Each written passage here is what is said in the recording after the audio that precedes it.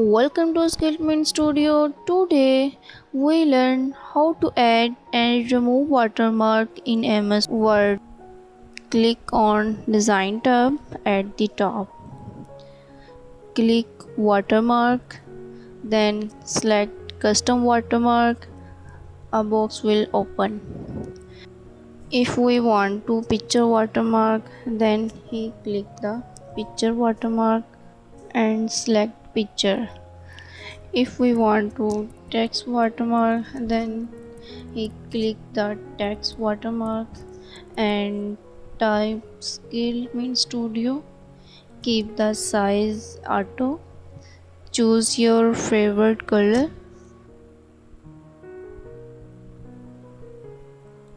and click the checkbox. Click OK. Your watermark is added. If we want to remove watermark, then click watermark and click remove watermark. I hope this video helpful. Please like and subscribe to SkillMint Studio. See you in the next video.